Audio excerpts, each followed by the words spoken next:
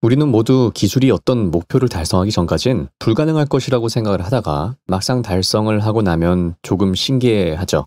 그다음에 시간이 지나면 당연한 일로 치부하게 되는 그런 경향이 있습니다.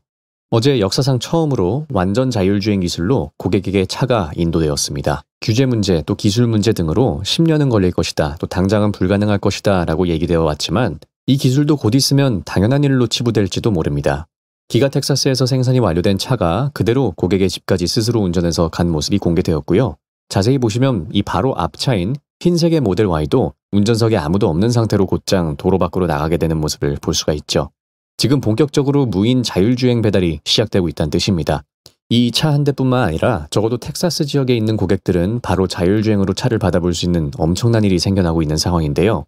일론은 1분기 실적 발표 당시 25년은 역사상 가장 중요한 해가 될 것이라고 했습니다. 26년은 어이가 없을 정도로 엄청난 해가 될 것이라고 했죠. 왜 그런지 한번 보겠습니다.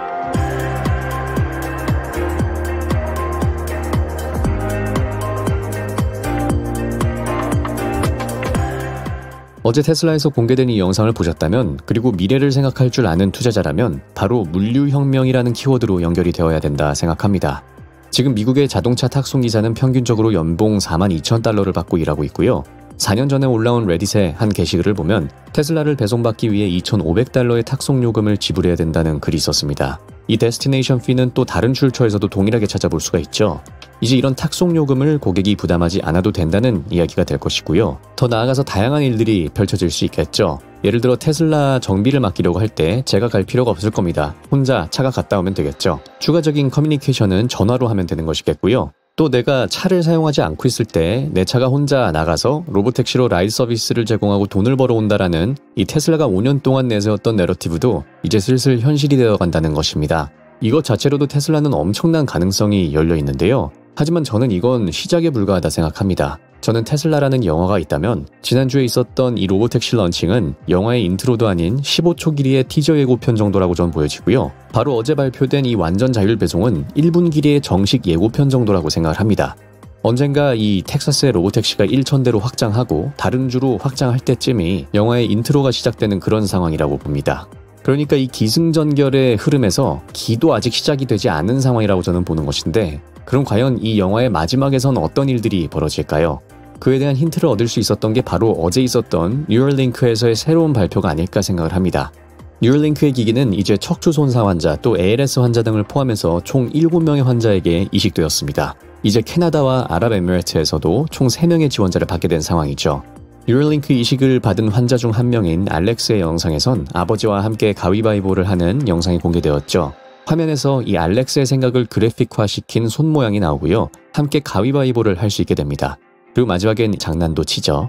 자, 근데 뉴럴링크는 이번 발표에서 되게 심오한 장면을 공개를 합니다.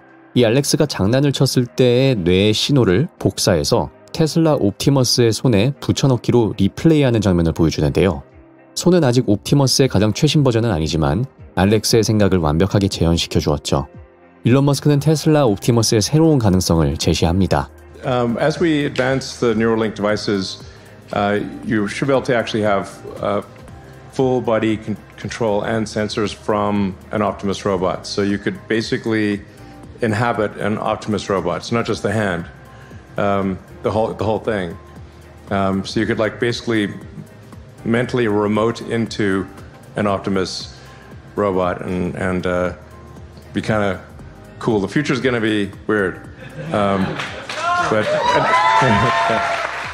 물론 지금 뉴럴링크가 공략하고 있는 부분은 운동의 영역입니다. 아직 생각과 의식의 영역은 좀 더 본질에 대한 탐구가 필요한 영역이라고 이야기를 해주죠. 하지만 우리는 이번 발표를 통해 테슬라의 옵티머스라는 제품이 어느 영역에까지 확장할 수 있을지를 가늠해 볼 수 있습니다.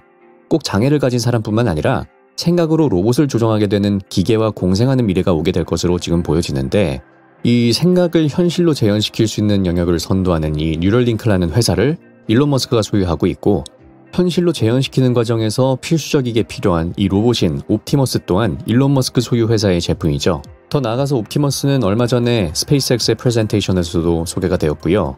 그러니까 지금 우리가 알 수 있는 것은 이 옵티머스는 우주 탐사라는 시장으로도 확장 가능하고, 또 지금은 시장의 이름조차 정해지지도 않은 글쎄요, 이 사이보그 시장이라고 해야 될까요? 이런 부분으로도 옵티머스가 들어갈 수 있다는 것이죠.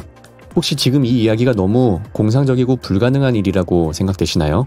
지금 이 시간에도 공장에서 고객의 집까지 완전 자율주행으로 배달이 되고 있는 이 상황도 공상의 영역이었습니다. 자, 하지만 이런 낙관적인 미래를 그리면서도 동시에 투자자라면 현실도 직시할 수 있어야 되겠죠. 이제 다음 주 수요일 테슬라의 2분기 인도량이 발표됩니다. 시장에겐 여전히 테슬라의 인도량이 중요할 겁니다. 지금 테슬라의 차트를 보시면 $365 부근에 강한 지지선이 형성되어 있는 것을 볼 수 있죠. 작년 11월, 올해 2월, 그리고 불과 얼마 전에 $365를 다시 뚫어보려고 했다가 꺾였고 저항선이 조금 더 내려오게 된 것을 볼 수 있습니다. 당장 대부분의 매출을 올리고 있는 이 전기차의 판매량이 받쳐주지 못하고 있으니까 아무리 내러티브가 좋아도 해소가 안 된다는 것이겠죠. 또 이제 일론 머스크의 기행동이나 로보택시 사고 등등 주가 폭락의 리스크가 될 수 있는 요소는 얼마든지 있습니다. 만약 인간 운전자가 테슬라 로보택시를 들이받아도 미디어에선 로보택시 사고로 보도가 될 것이고 주가 폭락으로 이어질 수도 있겠죠. 이 혁신의 크기가 큰 만큼 테슬라는 정말 난이도가 높은 주식이라고 생각을 합니다. 하지만 제 개인적인 경험으로는 변동성이 아무리 크더라도 어디로 향하는지의 그 방향에 집중을 하신다면 그 어려운 난이도가 조금은 쉬워지지 않나 싶기도 합니다.